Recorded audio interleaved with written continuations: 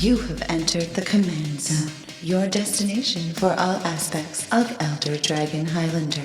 Enjoy your stay. How's it, everybody? Welcome back to the latest episode of the Command Zone. I'm your host, Josh Lee Kwai. And I'm DJ. We're a little bit sad today, DJ. Oh, don't be sad, Josh. I'm sad. It's DJ's last episode as an official co-host of the Command Zone. Let's just be happy because we get more Jimmy in our lives. I am happy that Jimmy's back. I'm not going to lie. But you've done an amazing job. The fans have been so happy with having you on the show. We get comments about it pretty much constantly. So, you know, this episode we're going to dedicate to DJ. It's going to be all about him. I got to come up with a little bit of some DJ politics going on, which I'm super excited about talking about. So I got to kind of throw together my own custom mishmash of awesome EDH content. Yeah, we asked DJ, we were like, you know, it's your last episode. You know, you've done, I didn't count them, but it's like 30-ish episodes with us, maybe 25. Is there anything over that time period that you have wanted to talk about but maybe didn't get a chance to, and this is what you chose? Yeah, and I said Mill, and Josh said we're not doing an episode on Mill yet. That's not true.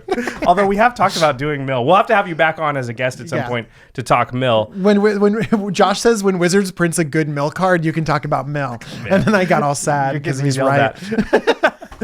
Before we get into this politics topic, and we're also going to do a bunch of Q&A. A lot of people out there had some questions for DJ that we want to get to. But we need to talk about our sponsors, and we have an awesome one. If you go to cardkingdom.com/commandzone, you can use that affiliate link to support this show, game nights, extra turns, all of our content. And we always say you're going to order Magic cards and products anyway. If you just use the affiliate link, when you do, you get the added extra value, the gravy thrown in of supporting the content that you enjoy. We super appreciate that. It is the holidays. If you're ordering stuff, you know, gifts for friends and family, first of all, you've waited a long time. You're a little bit behind schedule. You need to get on that. But second of all, that's good because Card Kingdom ships super fast. So if you're last minute gift buyer like I am, I'll be honest, I haven't bought I think one gift for my entire family so far. Are you doing better than that? Yeah, we have all of our gifts already. You have them all done? Yeah, I have them all done. I hate you. I get them done in like early November. I'm like really. He's so much smarter than I am. That cements it. Well, if you're like me and you've waited, then the peace of mind that the gift is going to get there when, you know, the entity that you're buying from says it will, Card Kingdom has that. They will get it there when they say they're going to get it there. So cardkingdom.com/commandzone. And some products you might want to purchase for friends and family for gifts or for yourself in anticipation of like cracking that perfect box topper from Ultimate Masters. Ooh. You're going to want to put that thing in a protective sleeve. And Ultra Pro, they make the best sleeves on the market. You want to put that thing in an Eclipse sleeve. You want to make sure that all your cards are really protected. Or maybe your friends and family are going to buy you, you know, like an OG Dual Land or something like that. I don't have friends that are that good, but if they did, I would put it into an Ultra Pro sleeve for sure. And the last way to support our content is directly if you go to patreon.com/commandzone. In fact, we call out one lucky patron every single episode. And this episode is dedicated to Jumbo Commander. You felt weird saying it about yourself? Yeah, and also I don't know when this entered into the outline, but I just went down and I was like, okay, He Josh. just saw it. Well, it turns very out cute. that DJ is a patron of the Command Zone, has been for a long time before we even had you on as a substitute host. And since this episode is all about DJ, thank you, sir. Thank you for your support. And, you know, of course, thank you for stepping in and filling some big shoes. And I get a you rock. DJ, you rock. Yes. Okay, so we're going to talk about, we've called it Jumbo Politics. Yeah, so you love politics. Love it. I can't believe we haven't talked about it. And this is, we mention it, we kind of go back and forth, but you've had some amazing politics episodes. You've taken inspiration from Machiavelli. And in fact, it's sitting behind us somewhere right there, the Prince. Yeah. You've used that in terms of some good source material to talk about politics. You've even talked about the art of war, again, behind us over there. And Josh has these political inspirations that come from just the most conniving and sinister and Really just amazing. Pragmatic. I would call it Okay, pragmatic. good. Very good. And you've taken inspiration from that, and it's led to some amazing episodes. You should definitely listen to them. But I kind of have a little bit of a different angle toward politics. And so I wanted to talk about that. And I also wanted to get Josh to weigh in a little bit and find out, well, where do jumbo politics fit in? How do we have different levels of politics at a single commander table? And maybe find out how effective they are. If you've watched the most recent episode of Extra Turns, and by the time this has come out, Extra Turns has come out, I think you could see DJ using his politics and his own political style in that episode very effectively. And I played with you a bunch of times now. DJ definitely has a political side, but he has his own style to it that, again, is very effective and works well. So I'm interested to hear you break it down. Yeah. So the politics begin with a little bit of a story, and it has to do with how I came into playing Magic and why Magic is kind of like a big part of my life. And I think that influenced my politics a lot. So I started playing Magic in elementary school, and it's just like anyone else would play. You play with your friends. It's fun. It came out. I think you started when you were pretty young too. And I was 14, yeah. Yeah. And it was just a fun game to play on the playground. 15. Sorry. Yeah. I'm old. And then I went to middle school, and I went from a private elementary school to a public middle school. It was big, and I was scared, and I didn't have any friends go with me. And so what did I do to like break the ice and try to make new friends at middle school? Magic cards. Yeah, it's great. It gives you like a common thread, right? It totally does. And so I was like a little bit afraid that no one would play, but of course I was there, and there was like a group of people just playing, again, no sleeves, on the ground, Magic cards near the quad. And I brought out my Magic cards, and suddenly I had an instant friend group. Mm-hmm. And they were great. They were nice to me. I fit in. They all were kind of friends before because they came from the same elementary school, but I just jumped right in, and suddenly I was just like one of them. I was accepted, even though I played Hypnotic Spectre and Sinkholes. But still, and him were different back then. Yeah, Dark Ritual into Hypnotic Spectre turn 1. Oh yeah. Yeah, then Sinkhole you turn 2 and make you discard a but card. they still accepted me. People didn't know to be mad about that back then. I know, it was just right? like the game, yeah. And so it just was my way to enter in and really like find my way through middle school, which is not a good time for most people, you know, and Magic felt really like a lot like home to me. Okay. And then like all of us do, I was like in and out of Magic and stuff like that. And then it came later. I was in my late 20s. I had decided to stop playing World of Warcraft, which is another story in itself. We've touched on it before. We've touched on that before. And some of my friends moved away, and you know, it's kind of hard to make friends when you're kind of an adult, and you have work friends, obviously, but you just don't talk have anything about work. that forces you into proximity to other people like school. Yeah. Yeah. And like work forces you together, but like those are work friends. I don't want to keep talking about work stuff. Yeah. It's different. And so I was like, I really need some more friends in my life. So what did I do? I'm like, I'm going to take up Magic again. I'm going to go to card stores. Like concentrated, conscious, like playing. Yes. I like that. Yes. I was like, look, I've always loved Magic. It's great. I don't play it because I don't have people to play it with, but also I have this other thing that I don't really have as many friends as I want. And so I just started, I went to card stores and just started drafting. I've always loved drafting, and it's one of my first loves, and it was the thing that kind of I was excited about before Commander. And so I would go there and draft. Well, jumping directly into Commander from not playing for a while is not a great idea either. Yeah, Limited right. is great. Draft and Sealed are great because you only have to know the 300 or so cards, exactly. not the 20,000. Yeah. And so I got really into Limited, and I started meeting awesome people. And then what do people play in between rounds of Limited or after Limited or before the round starts? Commander. And so I entered into the mindset of playing Commander of, well, my goal isn't to win. My goal is to like make friends, to have good play experiences, you know, to really interact with people and like start conversations and stuff like that. And so with that motivation, I really think that impacted the way I built decks and the way I kept playing Commander, because I had fun doing it. And you were it actually became a went passion. to make friends first. Yeah. And sort of play Magic second. Yeah. So that's very interesting. Okay, so how did So that that's influence your my origin politics? story of like how you became the political player that you are? Exactly. I think that shaped a lot of how I play Commander. And so some of that is inspired in the politics that I have now. It doesn't mean that I can't pull out, the mean side or something like that, but I think that my go-to politics are a little bit different. And so the first point I have in terms of the jumbo politics is your attitude. And I found that like you bring a positive attitude to the game, it shows and it's infectious and people end up having a good time. And so I always come to the game with like a big smile because we're playing games and it's easy to do because playing Commander is awesome. So it's easy. You should be to playing come to the Magic game. for fun. I know, right? But do you know how many people come with like in competitive, I see a lot of people come really serious to the table. And sometimes I see people come to Commander tables like that too. It's like, I'm being serious. I'm going to win this game. Totally cool, but that's not the jumbo politics. So I come with a smile, and I think that helps influence the game a little bit. I actually think that it makes a big change. And then part of coming with a positive attitude also I found is that I paid extra attention to learning people's names and using their names. There's actually science tied to this, that when you're using people's names, they have a positive outlook on you and they want to please you.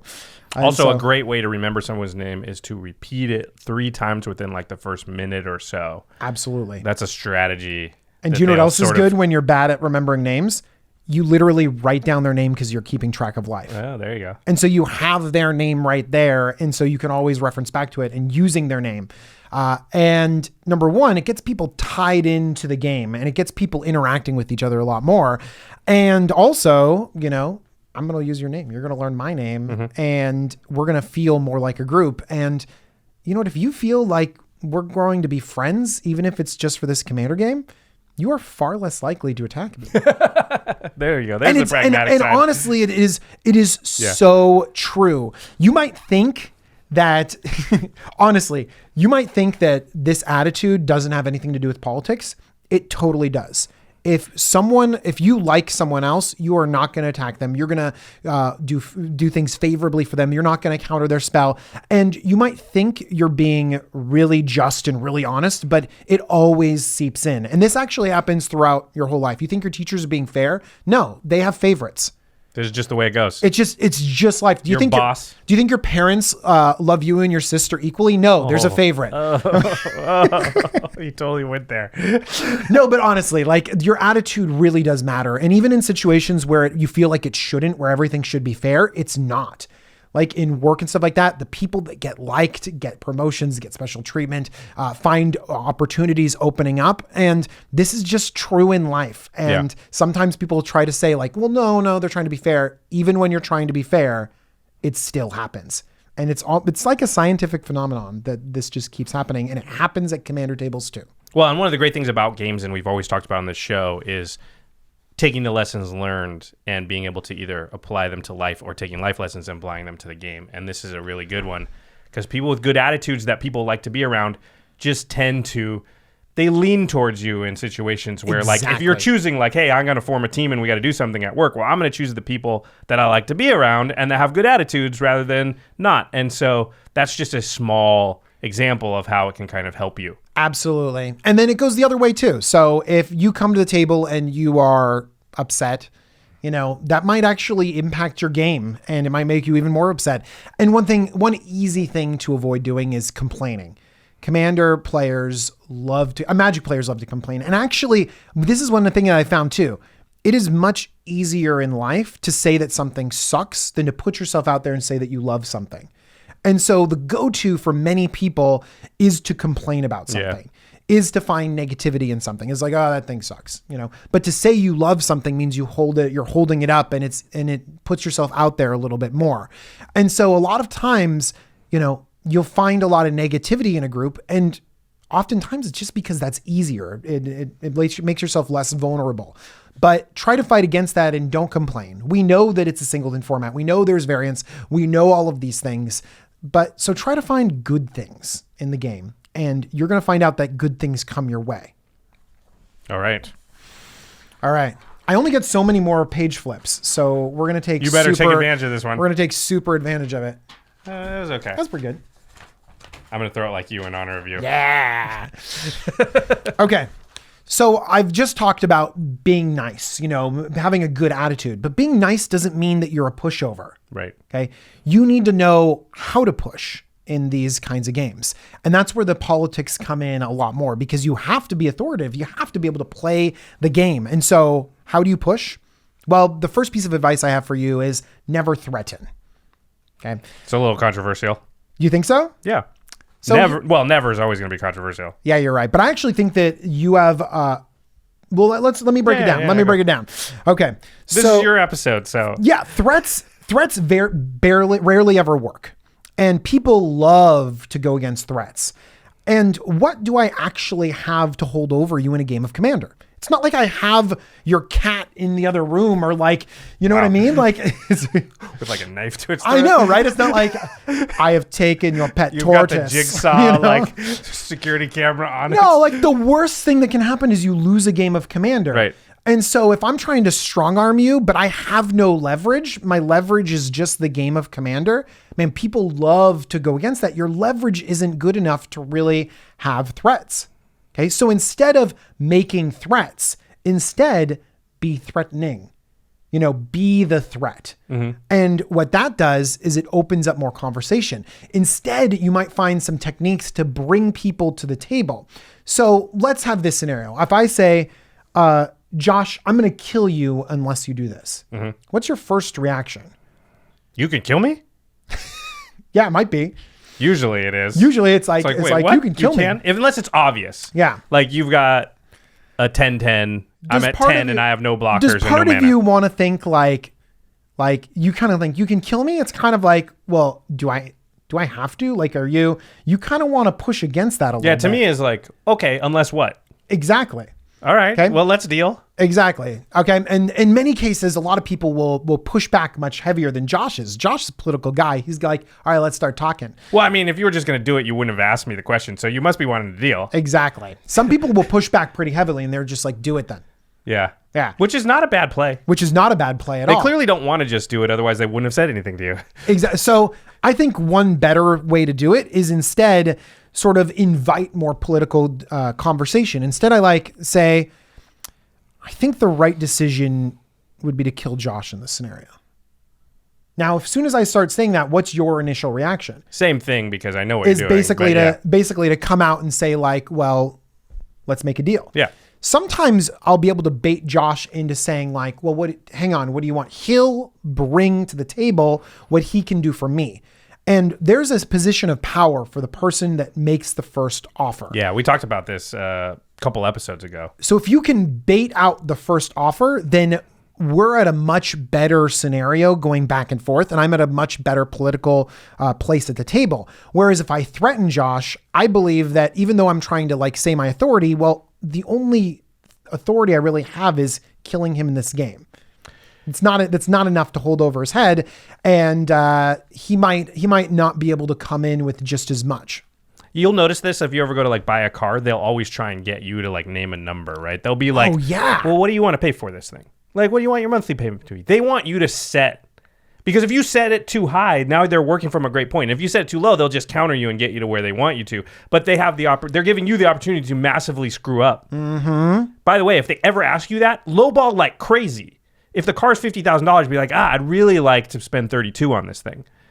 They're going to be like, whoa, that's impossible. Okay, well then what do you offer? Then you put the ball in their court from the same end. Maybe this car isn't the right car for me. What are you going to say? Yeah.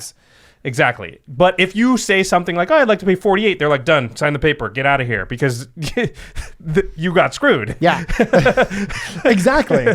And so giving Josh or making Josh have the opportunity to come to me first is advantageous for me. Yeah. It gives me more leverage in this political situation. And so one other thing that's important is that if you ever find yourself in an argument, odds are that you're not in the right spot. You should know going in that if you're arguing, you're not going to get what you want out of the argument. And and sometimes it's nice to argue, and sometimes there's like fake arguing that you guys have. That's sometimes fun too, but you're never going to get what you want out of the argument. So the best thing to do is honestly just avoid it. Not only does that give you more options later on, but it also goes back to my first idea of attitude. You don't want to make sure to keep the tone of the game in a specific place. Have you ever been in a real argument at the commander table and had something positive come out of it? I haven't been in a lot of real arguments at the commander table. No, I honestly, I don't either. A lot of the times when you end up with a real argument at the commander table, you don't play commander with them very often. Yeah, true. You just don't invite that person anymore. Yeah. I've had fun arguments where it's kind of funny. Oh yeah, I've had fun arguments too. That's a different dynamic. But if you ever get across from someone and there's a real argument going on, like you're never going to convince them to come over to your side in the middle of a commander game. Right. It's just not going to happen. And so avoiding the argument or getting around it in some way is the only other option to get what you want. Sometimes you're going to end up getting into arguments or back and forth. And when you're wrong, you want to be able to admit it and honestly mean it. And that can repair relationships or repair minor slights. And so I could go to Josh and say, Josh, I was wrong. You are not the threat. Clearly Jimmy is the threat. If I'm honest in saying that, you know what, you weren't the threat, Josh immediately is going to think like, oh, okay. And he's going to like me more, and I can repair some of the damage that I did before. And in doing so, I might funnel him towards my enemy, which might not even be the bigger threat. Right. Especially if you're the threat and you say that. Yeah. I might be the threat and I'm like, you know what? I'm sorry. It's not clearly Jimmy's the threat. And then I'll show you an act of goodwill by then aiming at Jimmy. And in many situations, Josh might go at Jimmy too. And so that's a positive way to sort of swing Josh's opinion because he appreciated that apology. He appreciated the honesty right there. It's like using someone's name. It gives him a little reason to like be on your team. Yeah, totally. Yeah, it Jedi mind tricks him a little. But I mean, here's the thing. If you're honest about it, if you're like, you know what, I actually shouldn't have killed that. Like I should have waited. Jimmy put out a doubling season and that's like clearly the threat. Josh will feel he's like, yeah, you're right. You did screw up. And then, it's not like he's super angry at me anymore. Well, that's a great thing about politics. They don't know if when you're being honest and when you're not. I'm being honest every single time. That's not true. You just said. I'm being honest. What if it's not actually the biggest threat? That's every dishonesty. Every single time.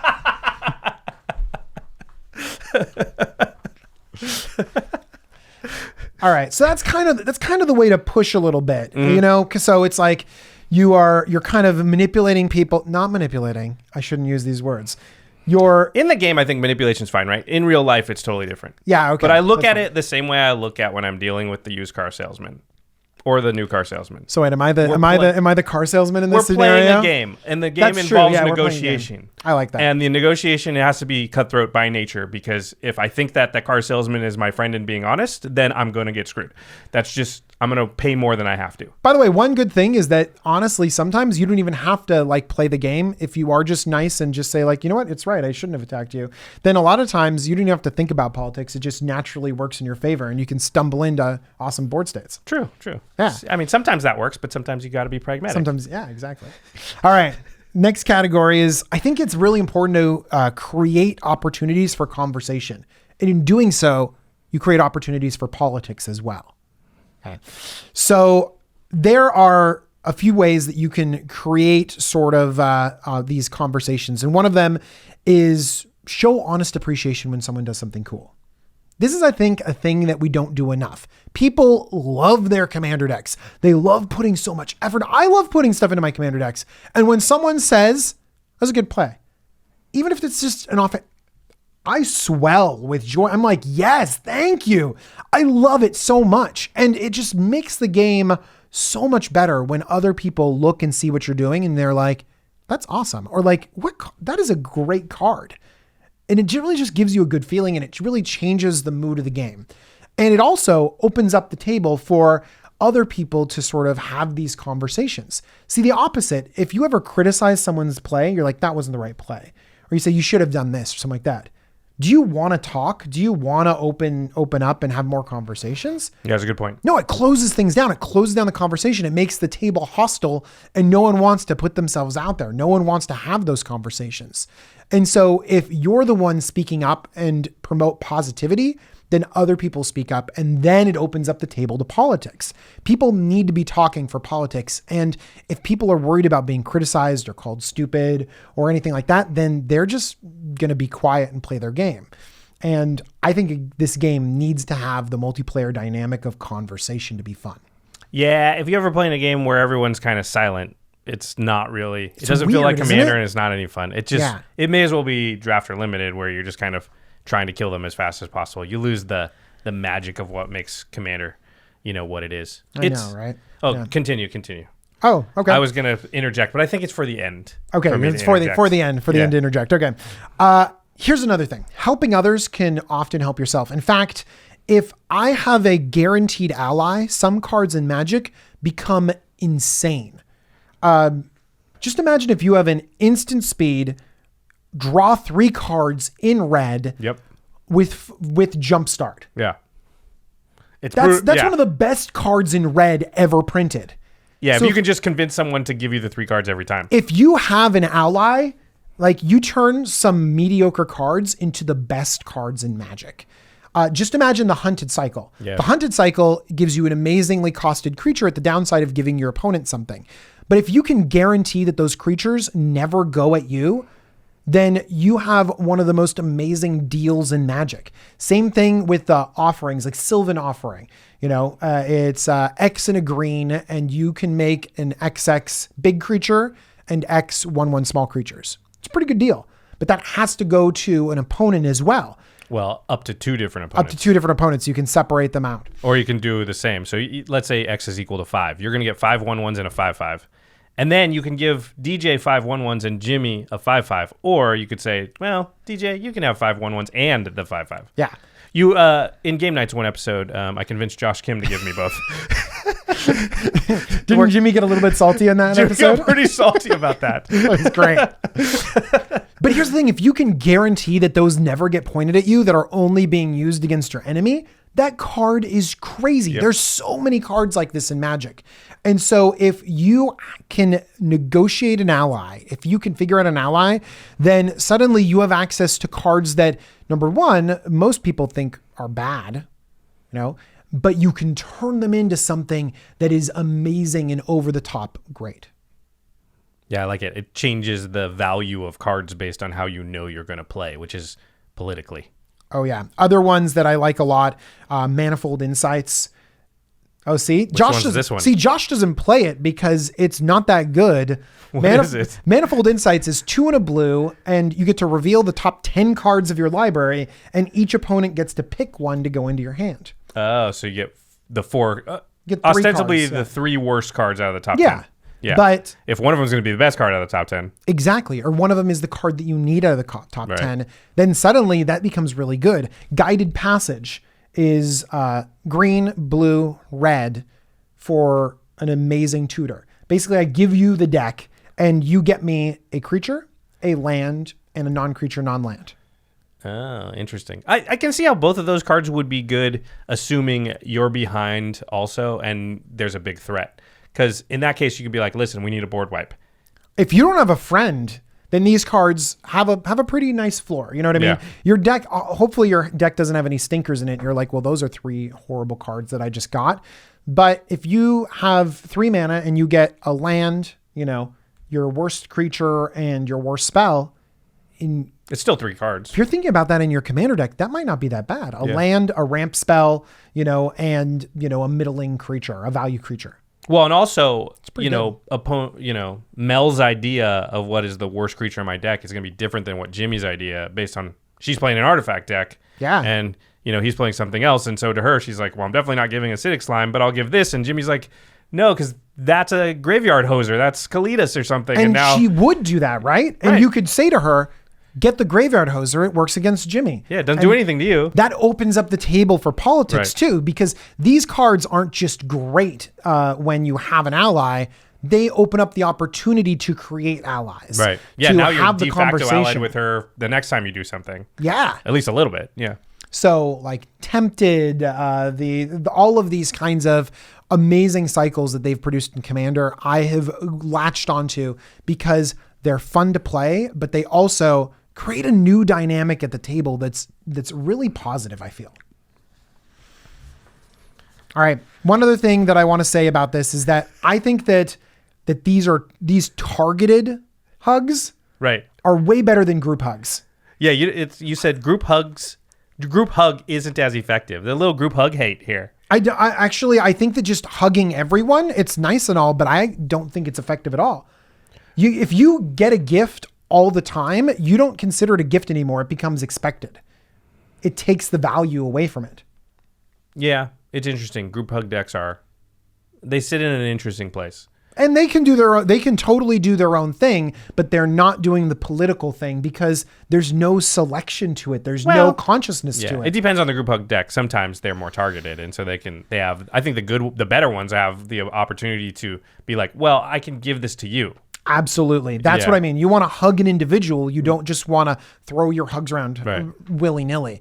Do you ever have a friend that like always compliments everyone? Yeah, then the compliments mean nothing. And it's nice. I still like them. I'm still happy when they compliment me, but it's different. You know what I mean?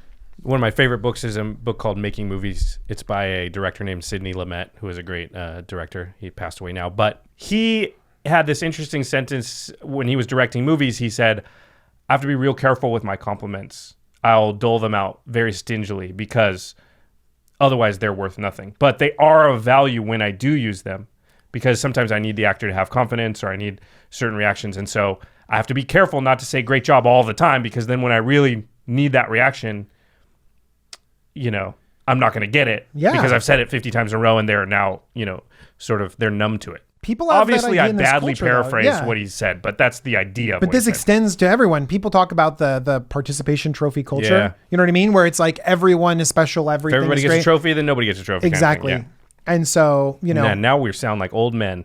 No, we sound like if everyone's special, then no one is. That's from The Incredibles. Right. That's right. Syndrome. But I believe that. And so if you are going to hug everyone, make sure that you take more advantage of that hug. Mana Flare, for example, where you can use that mana and other people just can't. Right. Howling Mine, you can deploy those cards and other people have them stuck in their hands. And so if you do hug everyone, hug the right way. Okay. So Josh. Yes. Oh, yeah. Those are my strategies. Those are my approaches. What do you think? How different is this from the way that you play Magic? What's your take? Well, it's funny. There's two things I would say because, you started off this whole thing by talking about Machiavelli, Art of War. Those have certain reputations. They're pragmatic. They're, Machiavellian is just a term that permeates our culture. It's an adjective that means it doesn't mean nice, right? It's not, you don't apply that to people you think are nice. However, the pragmatic view, and the funny thing is all the things you said, or at least many of them, are things I have said in those episodes to do. Mm-hmm. The difference is you keep saying the word honestly, whereas I have the pragmatic view of purposefully. Sometimes it's honest. They made a really cool play and you do think it's cool and you say that's a cool play. Sometimes you say, if I say that's a cool play right now, that person's going to be more inclined to like me and not use whatever they're doing against me. I'm going to say cool play. That's the pragmatic usage, the Machiavellian usage. Do you think that people can see through that? Sometimes you just have to be careful. But I think you do it too. I've seen you do it where you'll make an agreement knowing there's a piece of information that you're withholding. There's a direction you want them to go that because they can't see the forest through the trees right now. You have something else up your sleeve. That's manipulation. That's Machiavellian. That's part of the game. I think that like a lot of these situations, I would, in many of our politics and politrips episode, or politics and politricks, I said to do similar things. I'm just saying, be conscious about it. And one thing I would say, and I think if you watch Game Night's Extra Turns, you'll notice about me is I don't use the tricks that often. No, you don't. If you use it too often, then it's the same thing about the compliments and everything else. And so I actually am rarely salty in a game. Very rarely salty in a game. I'm very like, oh, are we dead? Like, okay, oh crap, that's pretty bad, but in a fun way. It's not like, what are you doing? Yeah. I'm not a negative person at the table at all, because I agree with you. The negative person, but again, from the pragmatic side, is liable to be like, because I'll do this. I've been in games with people where I'm like, that person is grumpy and I don't really like it. So you know what I can do about it? Kill them. Because I can get them off the table and then I'm not dealing with the grumpy grump. So I don't want to be the grumpy person because I don't want the other players to have that feeling against me. But I'm coming at it from the pragmatic standpoint of like, you know, but you're saying do the same thing that I'm saying. Yeah, kind of. One thing that Machiavelli said was like, it's better to be feared than loved. Yes. And I think in Magic, when it's very difficult to be feared, it's way better to be loved than feared. See, it's interesting. Because the grumpy person is annoying. I'm not scared of them. No, you're right. But the feared player, the really good player, it can be bad in Magic. But I think like I'm a player that like in my play group, and Jimmy will say stuff like, I know if I destroy this with Josh, he's just going to come at me with everything. And he has to factor it in. And I believe that that's a big factor when you play with the same people over and over. In like some of the time, Jimmy's just like, I just don't want to, you know, he's going to have something. And he's going to take it out on me, whether it's his best if I do this. And sometimes he'll just decide not to do things because of that. He'll point it at somebody else. And I'm using Jimmy as an example for anybody. If you have a reputation for like, I'm not a pushover, that can be good for you. And that's a level of fear, right? Fear within the game. I don't mean like fear. Like fear. Josh is going to go nuclear and flip the table. And you know, that's a different kind of fear. That's like unhealthy. I just mean fear of like in-game retribution, you know, they will have built their deck in a way that it can reach out and harm me. And do I want that coming at me, or do I want to wait till a better time? So fear the deck more so is what you're thinking. And you fear the player, right? Like there are certain players that you sit down and you're like, I can do things to them. And they won't do anything back to me. Yeah, they're not going to take it personally. They're not going to hold me accountable for it. In which case, I may as well, because the downside of that's pretty small. But and Jimmy has the same thing, right? If I do something to Jimmy, I know like he's going to remember it, and he's going to be looking for a chance to even the score, or or get it on his side, like not just even it, but we're talking disproportionate response. Like that's how it is. Jimmy's an over the top. I am too. I'm a disproportionate response person. Like I want to set that precedent because I believe that the fear, quote unquote, but that doesn't mean I'm a person you don't want to sit down and play with, because I'm a jolly type of player where I'm like, he's jolly but brings the pain. Right. I'm gonna like be like, I gotta blow up your whole board. Sorry, but remember you did that thing. This is what you get. But it's like you say it with a smile. You're not like mad about it. It's within the game. No, yeah. I agree that your approach of being mad about it is not okay. Do you think that some people target you a little bit more than others, maybe at Grand Prix or something like that? Well, that definitely happens. But did that happen to you at this most recent Grand Prix? No. Weird. I don't get it's targeted. Weird. Jimmy and I both get killed first every time. But I think that a lot of that just has to do with like. But do you think that's your persona, that they know you're a good player, they know your deck is play like that, and they want to take you down? Regardless of whether good player label was applied to me, like I'm the Command Zone Game Nights guy. Like you want to be able to say, oh yeah, I got into a game and I killed him. Next time you're watching the thing, I knocked him out. I comboed him out. I got him with commander damage. People really want to be able to say that because I've come out and said, right? I don't think commander damage is good. So that gives them a big incentive to come at me with commander damage, which works in my advantage because commander damage is really bad. And every time they try and do it, that ups my chance to win, not lowers it. Bring it. But yes, I mean, I just thought it was funny while you were going through your list that I agree with a lot of it, and I would just take out all of your honestly reasoning and be like, yes, do all the things he's saying. Just secretly hold inside of you this evil intent. No, you can, is all I'm saying. It can be honest. It's true. You're right. But sometimes it's not. And that's what makes it kind of fun, too, is you get to sort of consciously be like, okay, I'm going to try and manipulate my way out of this because that's my best chance to win here. But sometimes that is a really cool play, and I'm just going to tell them that is a sweet. So we have genuinely nice people in our audience that are like, all right, this feels good. I can play my play style. And then we have Josh people in the audience that are like, good. Yes, be nice all the time. I will pretend to be nice. All right, so I liked it. I'm sad that we didn't get into politics, maybe for an entire episode. But DJ can always come back on the show. Open invite, so I'm sure we'll have it happen more than once in the future. He's right around the corner, so I guess it's a little farther than around the corner. That's not how LA works, but okay. Yeah. Okay, so we're going to go into the Q&A portion of the episode. We asked on Twitter, we asked our patrons for questions for DJ, just kind of as a farewell, some stuff that maybe they wanted to know about you that they haven't found out in the course of 25, 30 episodes or whatever it's been. So here we go. I want to say the questions are not direct quotes. A lot of them I have altered slightly for clarity or length, because some of you people, you just need to learn, get to the point. And some people actually ask similar questions, so Josh should kind of combo them together a little bit sometimes. Yeah. Okay. Number 1. This is from @CommanderLive on Twitter. What is the one piece of advice you would give to aspiring content creators? My piece of advice is to make sure that your measurement for success is what you want to do, not in likes, not in subscribers, not in AdSense or followers or anything like that. Or how much money you're going to make. None of that. It's your own achievement for making something that you want to make. And this can be applied to anything too, because not a lot of you are probably aspiring content creators. But if you're doing anything, don't let someone else dictate what is successful for you. Be your own measure for success. And you're going to find out that you're way happier in the meantime because you're doing what you set out to achieve. You can set your goals super, super high, but don't let other people tell you when you did a good job or not. Just do what you set out to do. That's what in society that happens a lot. It's like, well, how much money you made, that's how successful you are. And a lot of people that are the happiest, they're like, I'm doing what I want to do, or I made the thing I wanted to make.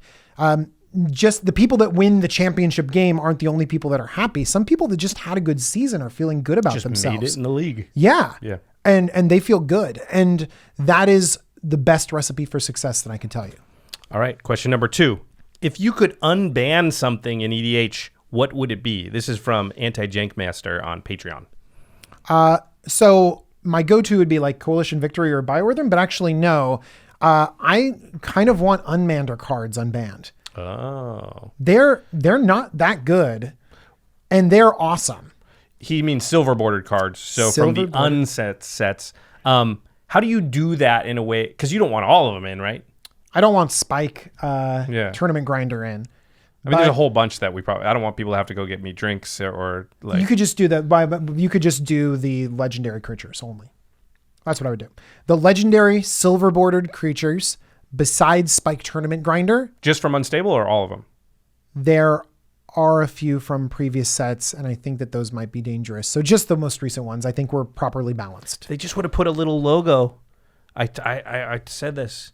That said, if it has this logo, it's legal in Commander. They could have cherry picked a few, and there were some great ones. There were some really good ones, and ones that are not like broken at all. Yep. Yeah. So that's what I would unban. I like that one. All right, number 3. This is from the Platypus. Plaid spelled Plaid 86. This must be someone from the Pacific Northwest. What are your least favorite moments from your run on the Command Zone? Is there anything that stuck in your craw? They could be a Scottish Australian. True. Yeah. True. Scottish people. Scottish, yeah. They like plaid too. They do. Yeah. Yeah. Okay. Mother of runes. You know how to do it. That's okay, right. Go. That's right. So I should have read it. Hold on. Yeah. Let me reread it. Oh my gosh. Go. DJ, what are your least favorite moments from your run on the Command Zone? Anything stuck in your craw? That is just horrible. That was bad. Okay, It's very bad. Just go. The thing that I least liked was things in the comments, because I would read through the comments and it would be like, "We love you, DJ," and I'd be like, "Yes, I want to respond to this," and you're like, "You're way better than Jimmy," and I'm like, "What?" Why'd you have to make it mean? Yeah, I didn't, or like, "I like you more than Jimmy," or even vice versa. It's like, compared to Jimmy, like, you're the worst. And I don't want it to be a competition. I love Jimmy. And so even though I really liked the positivity that was in there, I didn't like the comparisons with me and Jimmy all the time. It's not a competition between Dimmy. That's your name now. D Jimmy. We're a couple now. Between D Jimmy. Jimmy. It's either Jimmy J or Dimmy. So sorry, it's Dimmy. It's not a competition between the two of them. It's nothing but love. We'll have to do an episode with the two of you, and then that will mean I get to take a break. So I'm happy about that. I like that. All right, number 4 is from Niche Savant on Twitter. What was your favorite part of being a host on the Command Zone? So the inverse of the last question. Yeah. It was actually very similar because I mentioned the comments. It's legitimately, it's the people. It's new people coming to me and saying, I found you on the Command Zone. And the people that I meet in real life, I just went to GP Portland and met so many amazing people following me on Twitter and tweeting me. It's interacting with all of you. And that's been really, really rewarding. Josh is fine too. Oh, I pulled a DJ. How ironic. How apt. Okay. Question number 5. If you were to start your collection over from scratch, who are the first 3 commanders you would build decks around? This is from @JakeBossMTG. What's up, Jake? So this is something that maybe people like if you lost your collection or if something happened. I'm a brewer, and so I wouldn't look back and remake something, or just you'd make something you never made before. I'd make something I never made before. So, and I actually think that's the right way to do it. So I would make Marieki Riberit. That's Marieke Riberit? Yeah. I have no idea how you say it. Yeah. But I would probably need it's Esper Steel Stuff. Yeah. And then Untappy Shenanigans. Mm-hmm. It sounds fun because I like Untappy Shenanigans. And then Krav and Regna, the Battle Bond partners. Yeah, the black and white? Yeah. Or Will and Rowan, but I'm thinking like Krav and Regna would be good because I've really liked Battle Bond and those partners seem really cool. So I like that. And then Garna, the red blood black. Flamed? Yeah, the red black. Is that the dredge one where like you returned your hand any cards that went to the graveyard from anywhere this turn? Yeah. Oh, that card is sweet actually. Yeah. Ultimate Masters. Reprinted Ultimate Masters. And so I was thinking about a deck tech from it and I haven't seen it at all anywhere. And I'm like, this is really cool. So I firmly believe in brewing and going forward and building new stuff. So I wouldn't look back. I just plow forward and keep making new stuff. All right, well, we already answered this once, but I'll ask it, but we already know the answer. So anyway, I don't know if I've ever heard his Commander origin story. So DJ, how did you first find Commander? That's right. Started playing Limited and realized that other people are playing Commander and I just wanted some friends. So I had to make a Commander deck. That is so wholesome and cute. Okay, number 7. Did being on the Command Zone change the way you build decks? Have you tried Vidalcan Orrery? This is from Imi Ura. So yeah, I added Burnished Heart to many decks. In my mono blue Braids deck, I added Burnished Heart, Solemn Simulacrum in a mono blue deck. I've always liked Wayfarer's Bauble, but I was just going to say I've added all 3 of those to a bunch of decks since the... Yeah, but I've made sure that it's been an include in other decks that don't have it. And I did a lot of testing and I've noticed some limited advantage when I've played them and I've enjoyed playing them. Vidalcan Orrery, I legitimately think it's an amazing card. And I really wish that I had opinions otherwise because Josh and I could battle about it. We even talked about it. I'm like, Josh, should I try to challenge you off screen about Vidalcan Orrery? He's like, do you actually think that? I'm like, no, I think it's great. Yeah, because I've seen you play it in a lot of decks and I was like, but you like it, right? And he's like, yeah. I was like, no, you can't misrepresent, your opinion. So I honestly think it's quite good. I get messages constantly from people who think it's bad. Who was I playing with? Adam Savadan. I told him we were playing every time people come into town for game nights. I think you were there. Yeah. We gather them up with our group and we play some Commander games and have a fun night the night before we record just to get a rapport going. Sometimes we don't know them as well, although Adam's a friend. I've played Magic with him many times. But he was borrowing one of my Commander decks and he got a Vidalcan Orrery out and he was just like, man, Vidalcan Orrery, this is the best. And I was like, can you believe that I get messages every single day from people telling me that card's bad? And he's like, who are these people? These people messaged Josh and they're gonna on message Twitter me even right more. now. Okay. But no, I think Vidalcan Orrery is quite good and I play it in a lot of my decks. I don't play it in every deck, but I play it in a lot of decks. All right, number 8. How do you feel about targeting one player and defeating them early? I hate the feel bads of them having to wait for sometimes over an hour while the 3 remaining players have an engaging game. Do you consider this while deciding your plays? And this is from @4. I feel fine about it and I think that person should die. But the follow-up is, do I consider it in my plays? Yes, I still I can't help it, but I do spread the damage around in the beginning. I strongly believe that spreading the damage around actually causes them to spread the damage around in the long term. and follow your lead, and it allows me to stay in games where I would be that player that was knocked out, and so that it does come back to help me eventually. I'm going to agree with what Josh said, and that's going to be my new opinion because it's smart. That's the Machiavellian pragmatic opinion. I like that. Okay, number 9. With such a famously large collection of decks, how do you choose which ones to play? This is from @itstronbon. Badly. I choose very poorly on what decks to play. What does that mean? I have decks that I haven't played in 2 years, and I just need to make it into something else or retire it or something like that. But in all honesty, I keep myself to 4 decks. I only bring 4 decks wherever I go to a store. For instance, to Portland, GP Portland, you just went. What brought 4 decks? I brought... Let me guess. Braids, Akiri, Timna, Karn, Silver Golem? Nope. Okay, go ahead. You're not gonna get the other 2. So you're right. Braids, mono blue braids, because some people want to play that deck and it's kind of expected, and sometimes, and it's a fun deck to play. And then one that is a little bit too similar to that, but I have an Okagachi Vengeful Kami only politics deck. That's cool. Everything in that deck gives you something or takes something from an individual. So like my removal spell is a Beast Within. Here, have a beast. You know. My counter spell is, have a bird, or draw 2 cards and I'll draw 1. Like, okay. I'm always giving something to someone. Okay. And Vengeful Kami with Assault Suit is the most hilarious, awesome thing in the world. So it's all about politics. Everything is about giving something to someone or taking something away from one player, stuff like that. Okay, so that's 2. That's 2. You Timna were right. And You're Akiri, right. Timna and extra Akiri. turns. Yeah. Mostly because, I'll get into that. That's why I picked that. And then the last one was my Hazazon Tamar big mana tokens deck. A deck I've seen a few times too. Yeah. So the reasons why I picked those is because they have varying levels of power. And that's really important. I want to be able to pull a deck out that matches the power of the table.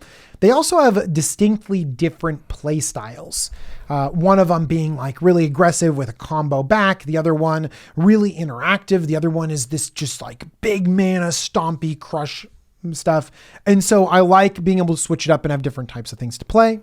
But then comes the other side where it's like, look, if I'm tweaking a deck, if I'm actively adding a new card to it, I'm going to want to play it. Yeah, you want to see if that works And because of extra turns, I recently just kind of like tweaked a little bit in the Akiri Lineslinger and Timna the Weaver deck. So I was like, do you know what? I want to see that go a little bit more and keep tweaking it. All right. Number 10 is a really hard-hitting question. What is your favorite pizza? This is a very critical question. So, and I have two answers to it. I'm going to go into this. Okay. So when I was young, I ate bad pizza. Yeah. My favorite toppings were pepperoni, pineapple, and jalapenos. Okay. That sounds good. There's going to be people that hate me for that. All right. But it was salty and sweet and spicy and oh my gosh, so good. But now I haven't gotten that in a long time. Now it's all about the dough and the crust. Oh. And so I want the pie to be as simple as possible, but the dough needs to be good. It needs to be a little bit crisp, a little bit burnt and chewy and have texture when you bite into it. And so by its nature, I want like light sauce, mozzarella, basil, but I need that crust to be just perfect. What toppings though? No, that's it. Like as cheese simple, literally basil? as simple as possible. Oh, so wow.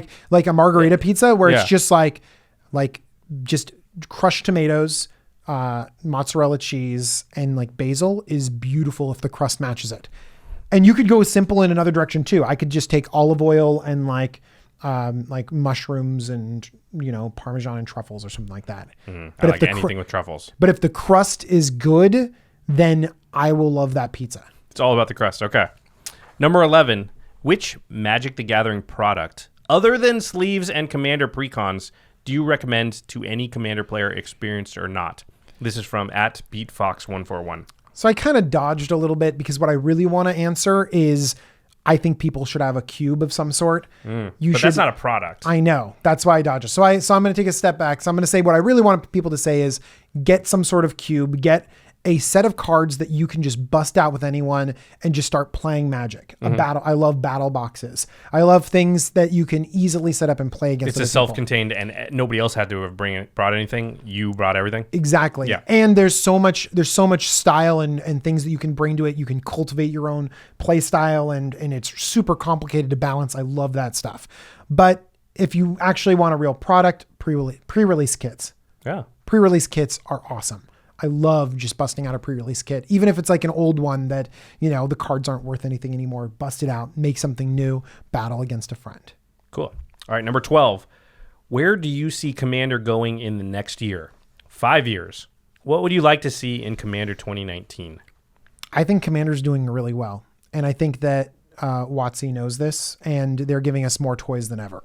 And I think that Commander's going to be even better. More people are going to play.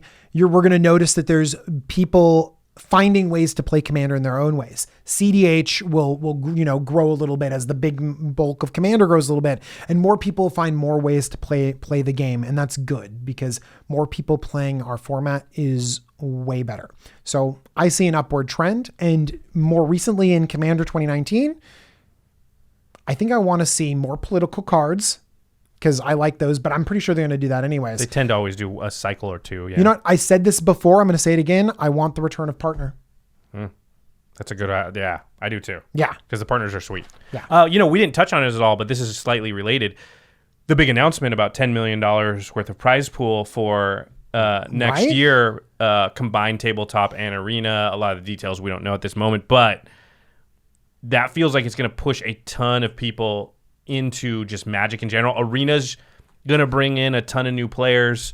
One of the cycles we see is that Commander falls somewhere on the spectrum. People get into competitive play and then they find Commander and they find that, they like the casual side of the format, or it goes the other way. But I think it's fair to say that the success of Arena, the fact that Magic is spending a lot of money on pushing the marketing of the game in any aspect is going to be big for Commander, and Commander's probably got a lot of room to grow, a lot of runway. Absolutely. And I know a lot of people from Commander that started off playing Duels of the Planeswalkers. Yeah. And Arena is better than Duels. Way better. It's just better. It's just better than Duels. And so people are going to jump into this game and then find the entire world of Magic, and you're going to have so many more people to play against.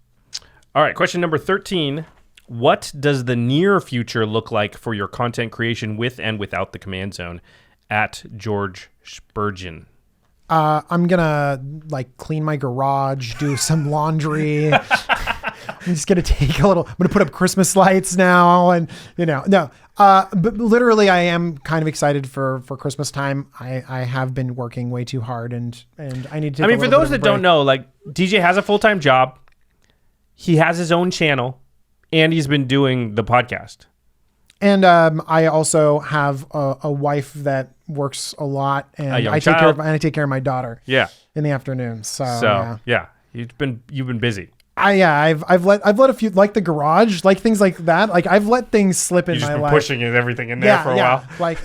Magic cards, Ultimate Masters boxes. I need to do stuff. I need to do normal adult stuff for a little while. But honestly, your channel, I think a lot of people are wondering if you have any plans, for Jumbo Commander.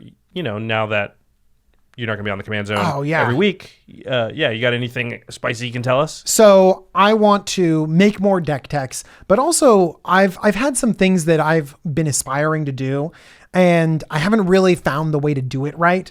You kind of start doing something and you're like, this isn't very good. So I want to expand out and do more stuff that isn't just deck techs, and talk about Commander in general a little bit and find interesting ways to put that together in videos. And then also, I honestly just like playing Singleton for fun, and it's not that hard to record it and throw that up on there. So if you like Singleton, it just might show up on my channel, not because I'm changing to do arena content or someone sponsor me. No, I just really like playing Singleton, and I have OBS. I can just record and we can hang out. Very cool. Okay. Number 14. Any final thoughts or reflections on your time here with us? Any parting words for the Command Zone faithful? Yeah, it's really about the Command Zone faithful. Really, it's the people. And remember, part of my story to begin with is I came to Magic to make friends. And I have made so many friends. So many good people. And I think that that's what brings people to Magic in general, is that you are out there and you meet people, and they're fun and they're smart and they're passionate, and this game kind of ties people together. And so I want to thank all of you for being awesome to me and being my friends. But also be good to each other, because we're all playing this game, and there's a lot of really awesome people out there. And, that's what makes this game really special. Well, I just want to say, DJ, it's been great. And you'll always be part of the Command Zone family. Thank you. So, everybody out there, please follow DJ on Twitter at Jumbo Commander, because he's one of us. All right. Oh, I almost forgot. Sorry. The most asked questions by far. So when we put out the thing on Twitter and on Patreon, we're like, hey, what questions do you want to ask DJ? The most asked questions, like 80% of them were, when are you going to be on Extra Turns? We've answered that one. In the past. Yep, a few days ago. When are you going to be on game nights? I give you permission to let them know. I'm going to be on game nights. The next one. We're filming. The next official one. There's a small chance there may be one in between that What? one that's like, it's hard to explain, but he's going to be on the Ravnica Allegiance episode of Game Nights. Yes, Ravnica Allegiance. Yes, so that has already been set up. We're all set. DJ's going to be one of the guests. He'll be at the table with Jimmy and me and an unknown fourth guest. Well, unknown to you. It's known to us. But the Game Nights thing is happening. I know you all have been frustrated, but I'm glad you've been patient. It's a complicated thing. That's all I can say. We've been trying to make it happen. It's just not as easy as y'all think. So I also tell Josh, I'm like, look, I'm local. Like, I'm always here to help out with the Command Zone. So, and I think definitely there's a good chance DJ will be on future episodes, not just this one. Extra Turns, there's a lot of chances, and that's one of the reasons we say that DJ is going to continue to be involved with our content, as much as we can. So, yeah, that's it. To the listeners, do you have any further questions for DJ? I'm sure you're pretty, I'll answer them in the comments. You're pretty diligent about checking. I read all the comments, but sometimes it gets overwhelming. You have amazing fans. You're crazy. So sometimes I will just go through and just like read them all rather than being active. But try and answer some in the comments. If you leave it down below, I'll answer the questions for this episode. Also, like I said, if you follow him on Twitter or just want to tweet at him at Jumbo Commander, that's a good chance to get your questions answered. And yeah, man, I just want to say thanks for doing such an awesome job. Well, thank you. I had so much fun. I had a lot of fun. It's been great. I hope we can get you back in this chair, with Jimmy, with me, maybe all three of us sometimes. I know the fans will like it, and I know everybody out there really appreciated your time here. Oh, in fact, you guys were all going crazy that I did not open this box topper on that episode with the box topper. And as a token of our gratitude here at the Command Zone, I want to give this box topper to DJ as a thank you on the condition that he opens it on this episode. Okay. DJ, I will open this. That is our thank you to you. I will open the card this inside Stirring is yours. Wildwood right here. Come on, what are we hoping for? Liliana? No, but see, I'm a commander player. Like, I would like a Liliana or a Tarmogoyf. You could turn it into two of whatever you really want. No, I want to treasure this card. So what do we... I think it's Mana Vault then, or maybe I do like a Mana Vault Tutor. right Demonic there. Tutor's pretty good. Demonic Tutor. Snapcaster, that's a good one. Snapcaster's a good one too. Okay, here we go. Don't bend it as you open it. I know, right? This is the one that we tried with the flashlight to see inside of. So he's being so careful about it. So careful. The suspense, Josh. The suspense. I'm not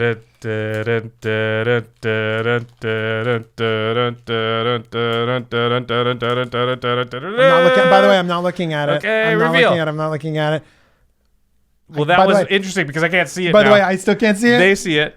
Oh, engineered explosives. That's one of the more valuable ones. It's one of the more valuable ones. Ooh, By the way, sweet. the art on this is pretty crazy. It's going to be up on the screen right now. You can see it just exploding off the sides. Do you know what? This is in my cube. Oh, perfect. EE runs in the cube. Nice. Oh, it's pretty good in cube in general. Oh, yeah. Where you can splash colors is really good. Thank you, Josh. Of course. Well, it's from all of us here at the Command Zone. Thank you, DJ. We do appreciate all your hard work. Hey, listen, if you guys want to get a hold of a box topper of your own, all you got to do is go to cardkingdom.com/commandzone, type in Ultimate Masters Booster Box.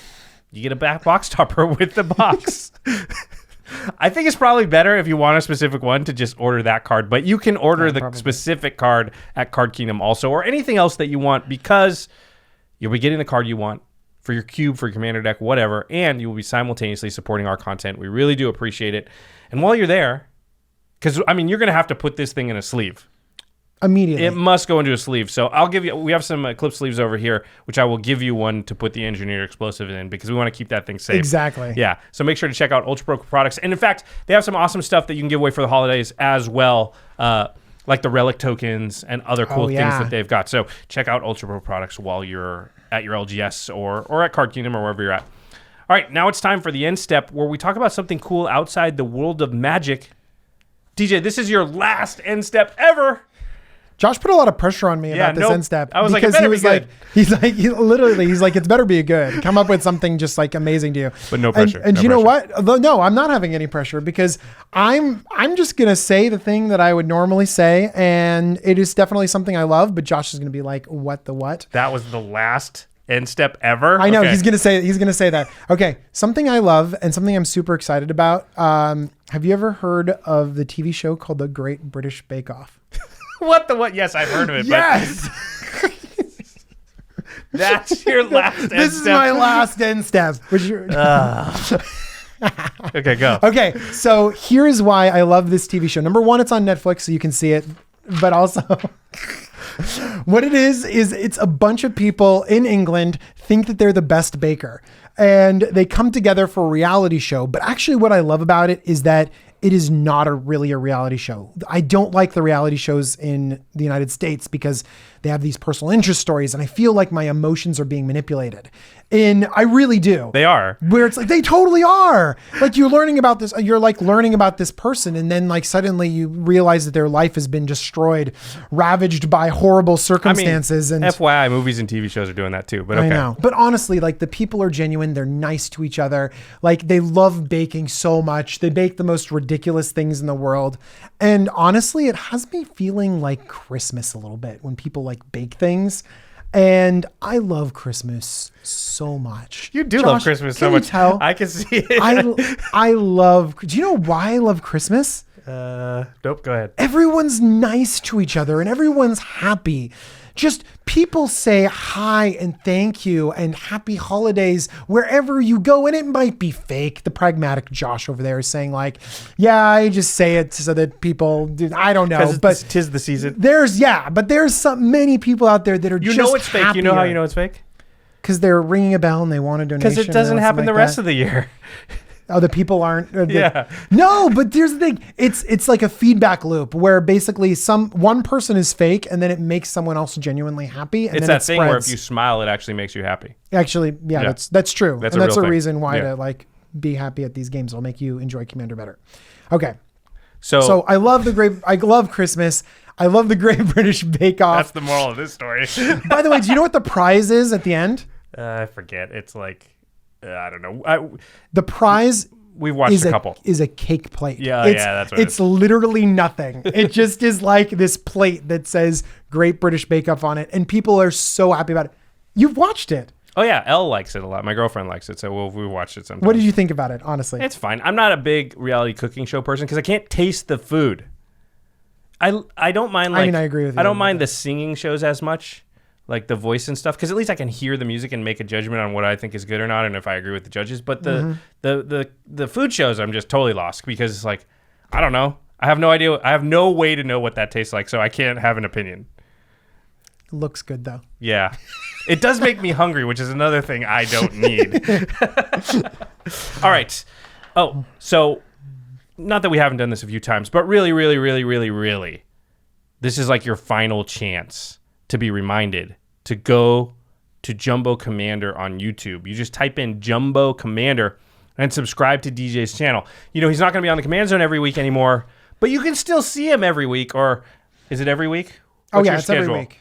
So you can still get your DJ fix every single week. You just got to subscribe to Jumbo Commander, which is DJ's channel. And, you know, hey, I watch DJ's channel for deck techs and stuff so I can steal his ideas and then pawn them off as my own. That means you should watch it too. Okay. Something else you should watch is our sister podcast, The Masters of Modern. Alex Kessler and Ben Bateman, they talk about the modern format and all things competitive Magic. They got a lot to talk about because that $10 million prize pool that was announced and all the changes to the Pro Tour system. In fact, I think after next year, there's not even going to be what's called a Pro Tour. They're totally changing it. It's cool. If you haven't heard, you should look it up. There's going to be, it's called Mythic Championships. There's going to be a league. They're going to have players under contract. It is a huge reworking. The biggest, maybe, reworking of the Magic competitive scene ever. I think so, yeah. Yeah, pretty crazy. So Alex and Ben, I'm sure they'll be covering all that stuff. You can find the Masters of Modern on YouTube. Just type that in the search bar or right next to us at collected.company. Our editor is Josh Murphy. Murph! Love you, Murph. And special thanks to Geoffrey Palmer at Living Cards MTG. What do we have today? Pendlehaven, I believe. Pendlehaven. Gorgeous. Great work as always, Geoffrey. All right, everybody. Thanks for watching. Bye, everyone. Peace.